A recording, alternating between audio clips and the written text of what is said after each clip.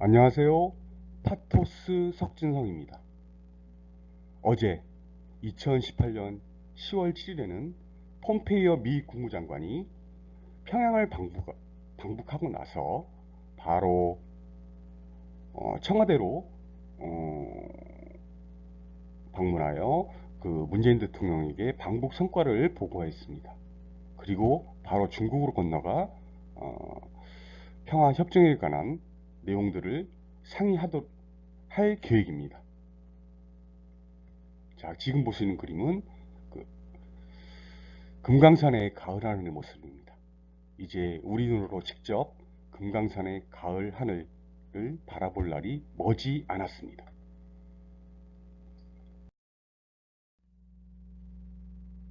파주시는 희망과 기회의 땅이라고 제가 몇 번 반복해서 말씀드렸습니다. 자, 이젠 그 폼페이오 장관이 4차 평양 방문을 마치고 나서 이제는 경의선, 동해선, 철도가 평화를 잇는 날이 될 것입니다.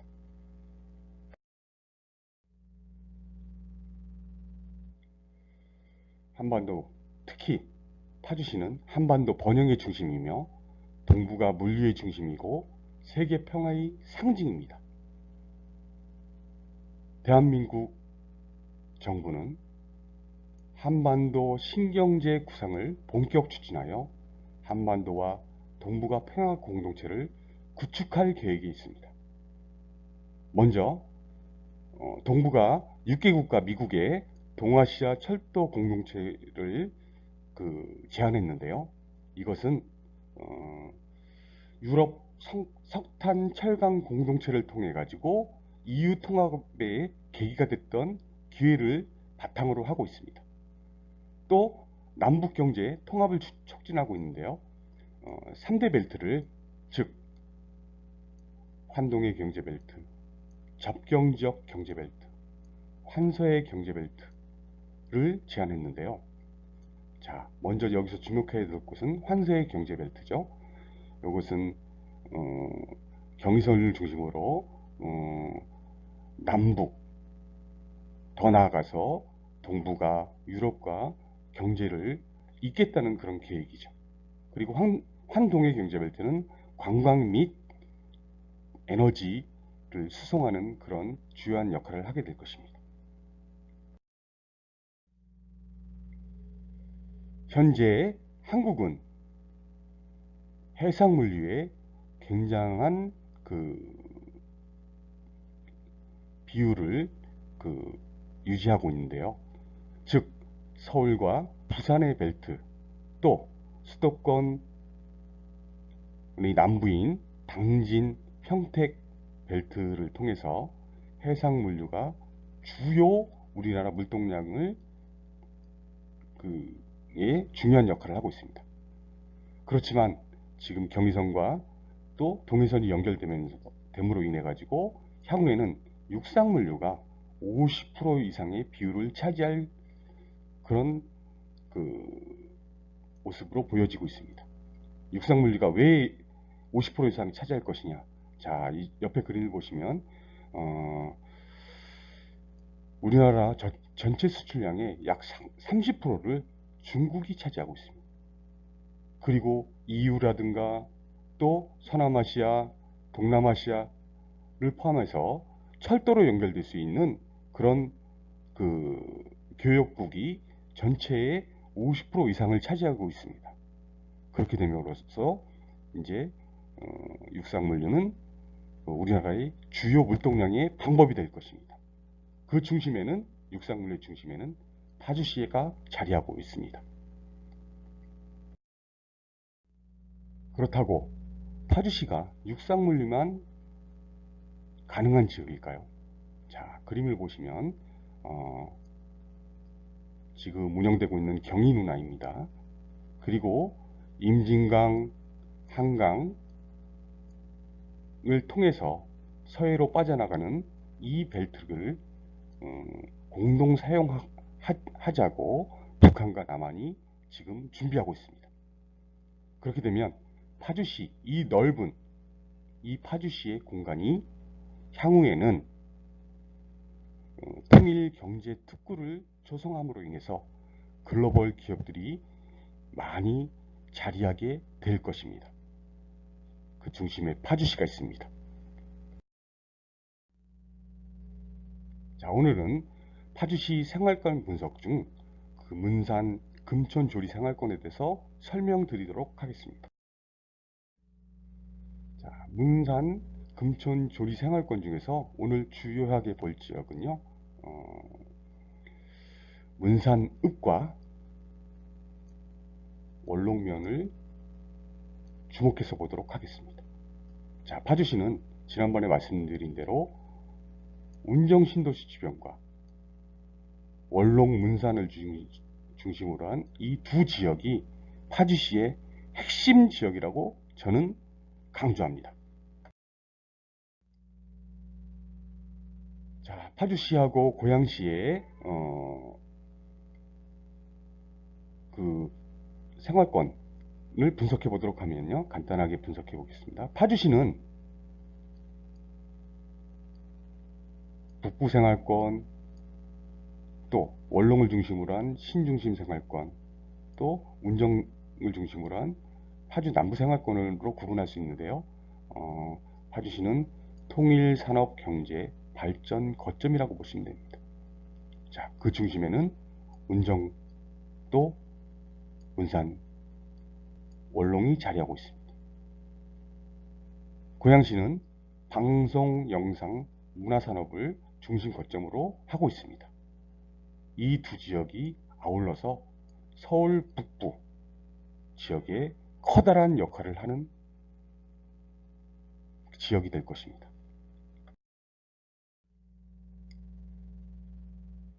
자, 문산조리 금촌생활권 현황도를 한번 살펴보도록 하겠습니다. 자, 먼저 주요 도로와 철도의 모습을 살펴보도록 하겠습니다. 자, 제일 중심에 획기적인 수도권의 철도 역할을 할 GTX입니다. 자, GTX는 요 지역에 운정역이 형성되면서 원래는 여기 연다산동 지역에 기지창을 만들 계획이지만 지난번에도 말씀드린 것처럼 이 GTX는 라인을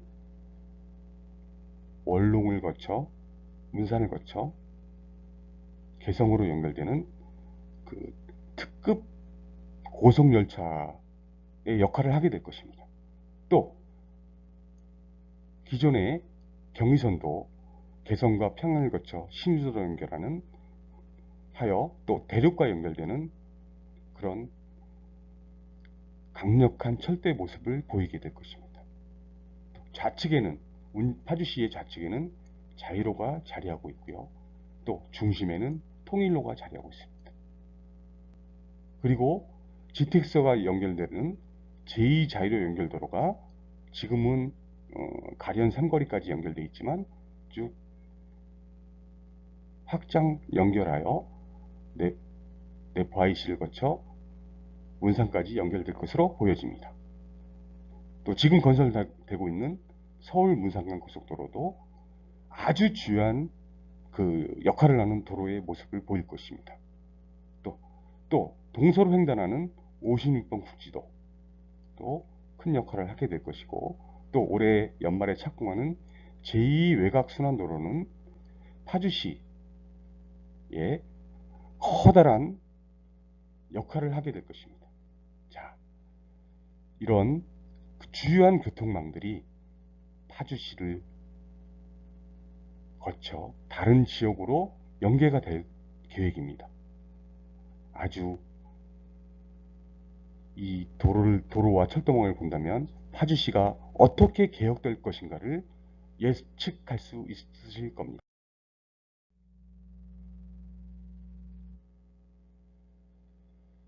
자, 금촌조리 문산생활권 중에 서울 문산간 고속도로의 주요 IC입니다. 자유로에 연결되는 내포 IC, 그 다음에 산단 IC, 원롱 IC의 모습을 보고 계십니다. 이 중에서 원롱 IC를 다시 한번 주목해 보시기 바랍니다. 그리고 제2 외곽 순환도로의 모습인데요. 자, 파주시가 그간의 교통망에서 굉장히 마이너스 효과라고 그럴까요? 그 역할을 하지 못했었는데 이제는 파주시는 교통의 중심이 됩니다.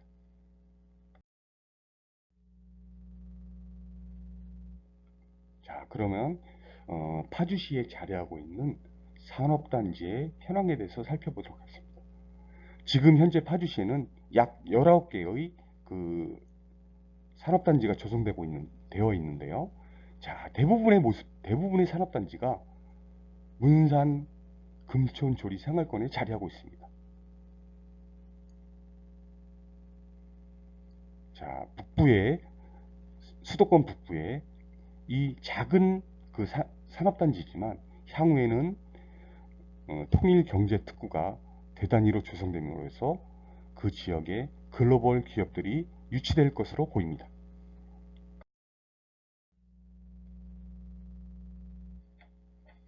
자, 파주시의 산업공간 구조는 어떤 모습을 보일까요? 자, 고양시의 테크노밸리가 올해나 내년에 첫 삽을 뜨지요. 거기서부터 원롱의 LCD 산업단지, 또 파주 그 희망 프로젝트를 연결하여 개성공단과 연결되는 축의 모습을 보이고요. 그 다음에 파주 출판단지, 해이 통일동산, 그 다음에 문산 파주 산업단지를 거친 그런 산업의 보조축도 보입니다.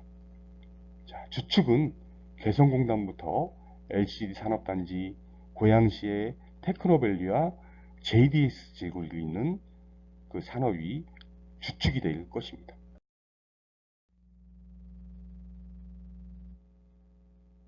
자, 개성공단이 이제 재가동되겠지요.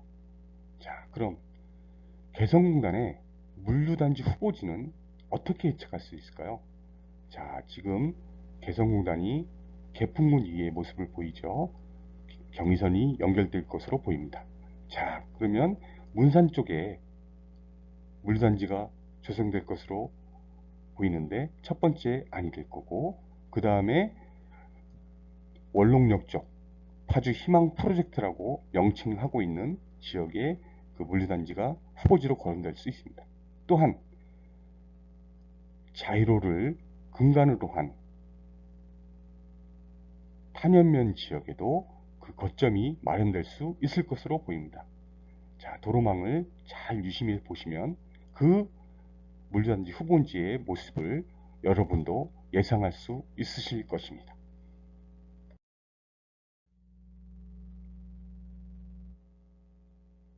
자, 파주시는 앞으로 개발할 면적이 어마어마하게 남아 있습니다. 그 중에서 주요한 것이 미군 공여지인데요.